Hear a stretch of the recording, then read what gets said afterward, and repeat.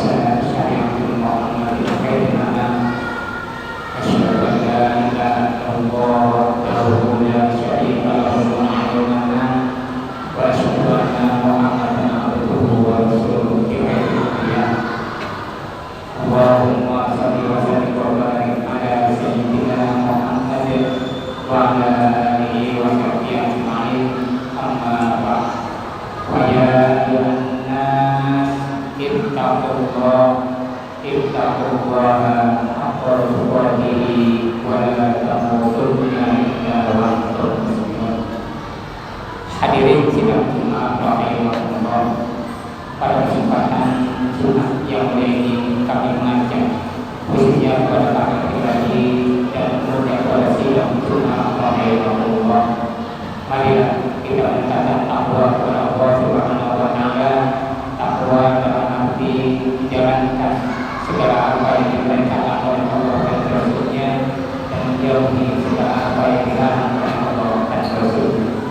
Hadirin sidang Jumat rahimahullah, Rasulullah sallallahu alaihi wasallam bersabda, Bismillahirrahmanirrahim, An Ibnu Abbas annahu haddatsahu qala Rasulullah sallallahu alaihi wasallam, man lazima istighfar ja'alallahu lahu min kulli dhayfin makhraja wa min kulli hamdin faraja wa razaqahu min haitsu la yahtasib.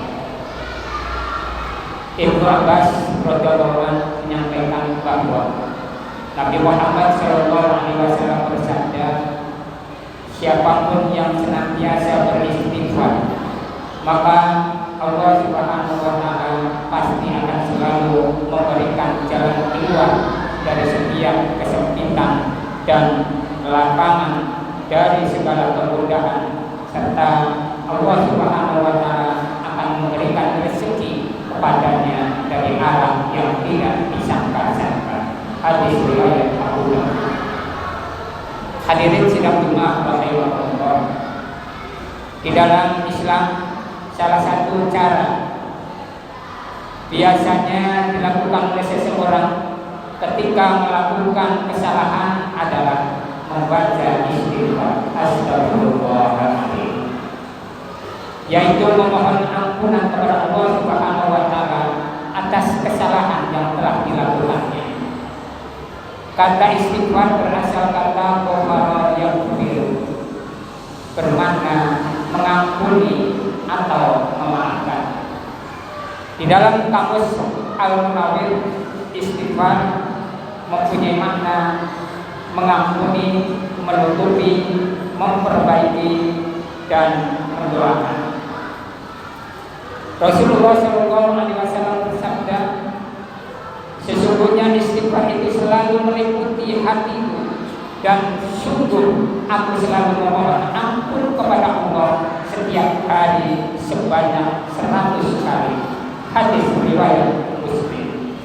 Hadirin sidang Jumat rahimahullah, Rasulullah SAW menjamin segala problematika kita, segala kesempitan dan masalah yang kita hidupi yang kita hadapi sebagai manusia di dunia ini bisa kita buka dengan satu kata, satu zikir, yaitu astagfirullahaladzim wa atubu ilaih, atau dengan kata istighfar. Bahkan Rasulullah menjamin orang yang banyak beristighfar akan diberi jalan dari segala permasalahannya dengan jalan yang tidak disangka-sangka. Al-Kisah, Imam Ahmad bin Hanbal adalah seorang ahli hadis, ahli ilmu fiqh, murid dari Imam Asy-Syafi'i. Di masa tua, Imam Ahmad bin Hanbal atau yang terkenal dengan Imam Hanbali ini tidak ada di dalam hatinya ada suatu alasan apakah sehingga di masa tuanya ingin sekali berkunjung ke Basrah di Irak. Maka keinginan yang kuat mau berkunjung ke kota Basrah di Irak memulai perjalanan di waktu asar dan nyampelah di Basrah yaitu waktu isya. Pada waktu itu pas sholat isya berjamaah di suatu masjid. Setelah sholat berjamaah, karena habis melakukan perjalanan jauh dirasa badannya capek, dan setelah orang pulang, jamaah isya pulang, Imam Ahmad bin Hanbal ini gelelengan tiduran di dalam masjid. Tapi seketika itu marbot masjid mengusirnya, bahkan mendorongnya. Wahai Syekh, Syekh adalah panggilan orang yang telah berumur sudah tua, tidak tahu bahwa yang dihadapinya adalah imam atau alim ulama terkenal di negara Baghdad. Wahai Syekh, silakan keluar, masjid akan saya kunci. Saya musafir, wahai marbot, saya mau istirahat, tidak bisa keluar sampai didorong nyampe pintu di luar masjid. Sesampai di pintu luar masjid, dikuncilah masjid tersebut. Kemudian karena capeknya Imam Ahmad tadi, permisi, mohon maaf wahai marbot, saya mau tidur di teras masjid ini karena saya musafir habis perjalanan jauh. Maka marbot pun mendorongnya, tidak boleh di dalam, di luar, di teras, tidak boleh menginap di masjid ini. Sampai didorong, benar-benar didorong, keluarlah dari teras masjid tersebut. Pada waktu didorong sampai di tengah jalan, ada seorang penjual roti sekaligus pembuat roti di samping masjid tersebut yang merasa kasihan. Didorong itu Imam Ahmad. Kemudian, wahai Syekh, silahkan engkau bermalam di tempat saya, tapi tempat saya kotor dan sempit. Tidak tahu bahwa ini adalah Imam Ahmad. Kemudian di samping penjual roti tadi, Imam Ahmad memperhatikan seorang penjual roti sekaligus pembuat roti itu lagi mengadon roti.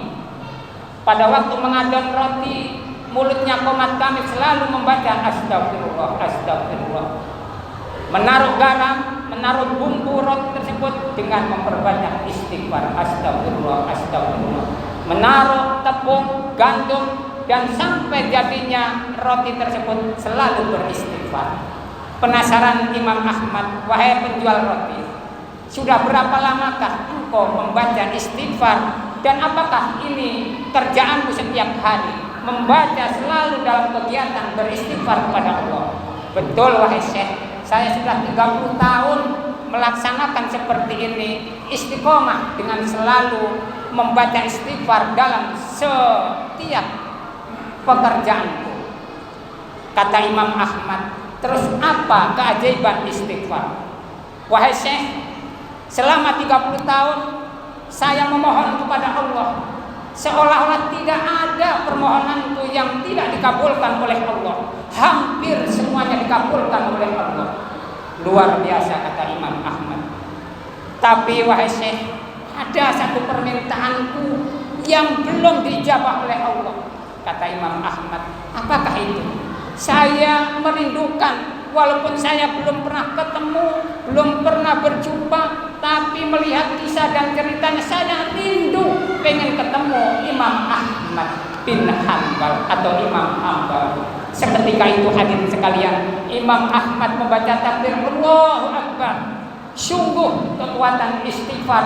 Allah mendorongku dari negeri Baghdad ke depan, yaitu di tempat Anda di negara atau kota Irak di Basrah ini. Subhanallah, tidak sampai di situ. Saya didorong jauh-jauh sampai Basrah ini. Sampai saya didorong dari dalam masjid keluar masjid, dari luar masjid didorong ke jalan untuk mempertemukan saya dengan engkau wahai penjual roti. Subhanallah, keajaiban membaca istighfar hadirin sekalian, yang tidak mungkin, yang mustahil akan terjawab dengan istighfar.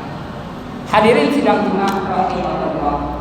Kisah yang kedua untuk meyakinkan keajaiban istighfar hadirin sekalian, ada kisah nyata dari seorang ibu di negara Kashmir yang mempunyai anak punya penyakit tulang, yang sudah kesana kemari berobat ke dokter tidak ada kesembuhan, dan saran dari dokter di Kashmir ini tulang hanya bisa disembuhkan oleh dokter muslim dari India. Singkat cerita hadirin sekalian, karena tidak punya uang untuk pesawat, untuk berobat, untuk penginapan di luar negeri di India, maka hanya ingat pesan dari ulama setempat, perbanyaklah membaca istighfar. Hanya setiap hari memperbanyak istighfar sang ibu ini dengan mendoakan gadisnya supaya ada jalan keluar. Apa yang terjadi singkat cerita? Dokter dari India, dokter muslim ahli tulang ini tiba-tiba dari negara India mau terbang ke Kashmir, mau mengadakan seminar, memakai pesawat. Tiba-tiba baru beberapa jam landing ada hujan badai, sehingga kata pilot tidak bisa melanjutkan, karena kalau melanjutkan perjalanan pesawatnya bisa terbakar. Akhirnya setelah landing, melihat jam, dari landing tersebut, dari tempat tersebut untuk ke acara masih 6 jam. Bisa nggak bisa, harus pakai mobil travel. Akhirnya menyewa, dokter tersebut menyewa travel mobil dari bandara tersebut menuju ke tempat. Tiba-tiba beberapa jam juga badai tambah besar, hujan badai tambah lebat, sehingga bahaya kalau berlangsung bisa kecelakaan. Akhirnya diambil kesimpulan supaya harus berhenti dan kita harus istirahat. Di tempat mobil parkir tersebut adalah ada satu-satunya gubuk reak yang harus disinggahi. Kemudian bertamulah dokter supir kepada ibu yang punya anak gadis tadi. Akhirnya masuk dan dihidangi dengan makanan dan minuman. Pada waktu meminum air dari gelas, tiba-tiba terdengarlah dari telinga dokter tersebut ada seorang gadis yang merintih kesakitan. Apa itu? Siapa itu, wahai ibu? Itu adalah anak gadisku, udah puluhan tahun sakit, tidak bisa berjalan, tulangnya sakit. Apakah tidak pernah dibawa ke dokter? Hanya satu katanya, satu dokter muslim dari India yang bisa menyembuhkan, namanya ini.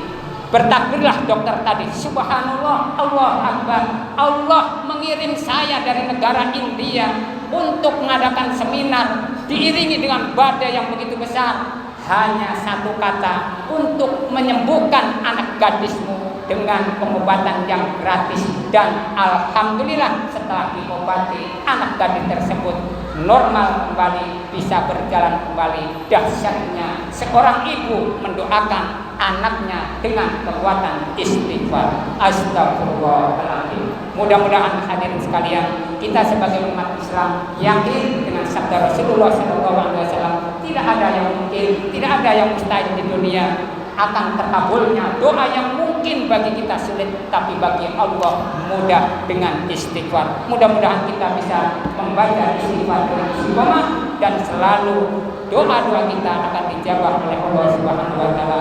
Amin amin amin ya rabbal alamin. Barakallahu li wa lakum fil Qur'anil azim wa nafa'ana